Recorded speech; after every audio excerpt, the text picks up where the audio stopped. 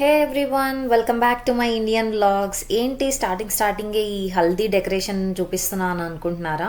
యాక్చువల్గా నేను last time ఎక్కడైతే ఆపానో ఇండియన్ వ్లాగ్స్ అక్కడ నుంచి కంటిన్యూ చేస్తున్నాను అనమాట. ఇది వచ్చేసి చెల్లి పెళ్ళి అనమాట. దానికోసం మేమైతే మైల్వరం వచ్చేసాము. మీరు నా లాస్ట్ వీడియో చూడకపోయి ఉంటే కింద డిస్క్రిప్షన్లో ఇస్తాను, చూసేయండి. కొంచెం లిటిల్ డెకరేషన్ ఉంది, అది ఫినిష్ చేసుకుందాం. తర్వాత ఫ్రెష్ అప్ అయిపోయి హల్దీ స్టార్ట్ చేయొచ్చు. ఈ డెకరేషన్ మొత్తం మీరే చేశారా? ఇక్కడ కింద అంతా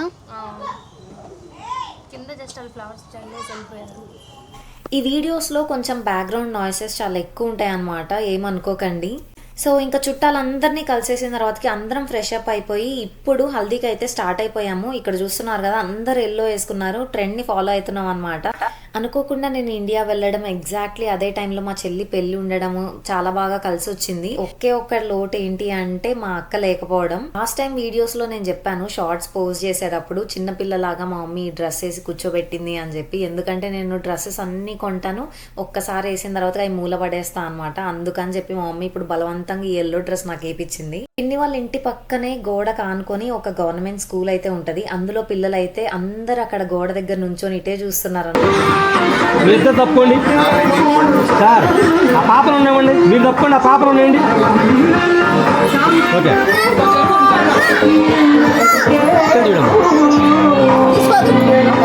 కెనడాలో సన్నీగా ఉన్నా కానీ ఎండ అనిపించదు అనమాట. బట్ ఇక్కడికి వచ్చిన తర్వాతకి అసలు విపరీతమైన ఎండ తట్టుకోలేకపోతున్నాం. అసలు ఫుల్ స్వెట్టింగ్ వచ్చేస్తుంది. మధ్య హల్దీ అనగానే ఈ ఫోటో సెషన్స్, ఈ డాన్సెస్, ఈ పోజెస్ అన్ని లేకుండా హల్దీ అనేది అసలు జరగట్లేదు. అది ఒక ట్రెండ్ లాగా అయిపోయింది అనమాట. ఖచ్చితంగా అందరూ ఫాలో అవుతున్నారు. అందరు దాంట్లో మనం ఇయే చూస్తూ ఉంటాం. ఇంట్లో పెళ్లి అంటే చిన్న పిల్లల దగ్గర నుంచి పెద్దోళ్ళ వరకు అసలు ప్రతి ఒక్కరి ఫేసెస్ లో ఒక ఎగ్జైట్మెంట్ మనం చూడొచ్చు.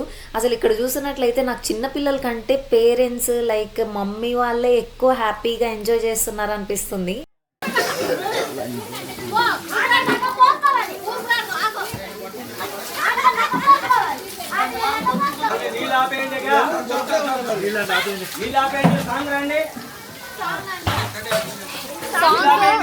సాంగ్ సెట్ చేస్తున్నారు, ఆ బాక్స్ ఇంకా రాలేదని చెప్పి ఫుల్గా వీడియోస్ తీసుకొని ఫుల్గా డాన్స్ వేసి వాటర్తో ఆడుకొని అలసిపోయి అందరు ఎక్కడోళ్ళు అక్కడ తింటున్నారు. నేను మాత్రం ఫస్ట్ ఫ్రెష్ అప్ అవ్వాలి అని చెప్పి వెళ్ళిపోయాను. సో నా కెమెరా తీసుకొని మా చెల్లి రికార్డ్ చేస్తుంది అనమాట ఇవన్నీ. సో తనకు తెలియదు ఎట్లా తీయాలి అనేది. అందుకనే మనకి Instagram reel like short video లాగా వస్తుంది. ఈ వీడియో చూస్తుంటే నాకు ఇప్పుడు బాధ అనిపిస్తుంది ఎడిట్ చేసేటప్పుడు. ఎందుకో ఏదో తెలియని బాధ అనమాట. అప్పుడే నా డేస్ అయితే, నా ఇండియా ట్రిప్ అయితే చాలా ఫాస్ట్గా అయిపోయింది. అస్సలు సరిపోలేదు అనిపించింది. ఇంకెట్లను ఈ పెళ్ళి ఉండబట్టి నేను అందరినీ కలిసి ఈ మూమెంట్స్ అన్నీ ఎంజాయ్ చేశాను. అదే నేను ఇక్కడే ఉండుంటే నేను అవన్నీ మిస్ అయ్యి వీడియో కాల్స్లో చూస్తూ బాధపడుతూ ఉండేదాన్నేమో. హల్దీ వచ్చేసి మార్నింగ్, పెళ్ళి వచ్చేసి ఈవినింగ్ అనమాట. సో మధ్యాహ్నం నేనైతే ఒక మంచిగా ఒక 1.5 అవర్ నాప్ వేసి మంచి ఫ్రెష్ అప్ అయ్యి వచ్చేసాను.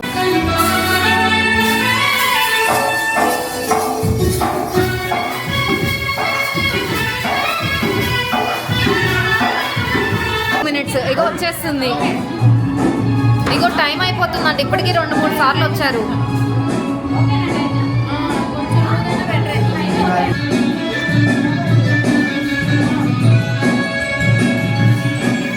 ఒక పక్కన పెళ్లి జరుగుతూ ఉంటే ఇంకో పక్కన నా ఫోటో సెషన్ అవుతూ ఉందన్నమాట. వీడియోస్, ఫొటోస్ తీసుకున్నా. బట్ ఓన్లీ డ్రాబ్యాక్ ఏంటి అంటే పెళ్లి నైట్ అయ్యేసరికి నేను బయట ఫొటోస్ తీసుకోలేకపోయినా అండ్ ఫంక్షన్ హాల్లో కూడా ఎక్కువ క్లియర్గా తీసుకోలేకపోయాను. నారాయణ గారు ఒకసారి నవ్వండి చూద్దాం ఎట్లా. Very good.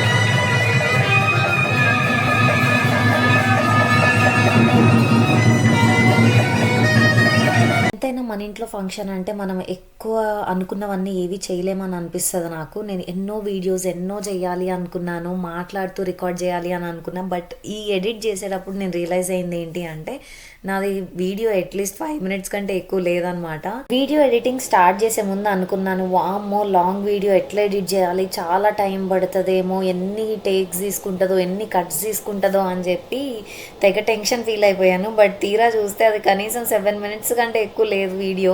సో అన్ని ప్రాసెస్ అంతా అయిపోయింది. వాటిని ఏమంటారో కూడా నాకు ఐడియా లేదు. ఇప్పుడు వచ్చేసి మెట్టెలు పెట్టడం అనమాట. మా మామయ్య అత్త వాళ్ళు మెట్టెలు పెడుతున్నారు. ఒకటి అబ్జర్వ్ చేస్తే మండపంలో కంటే స్టేజ్ మీదే అందరూ ఉన్నారు.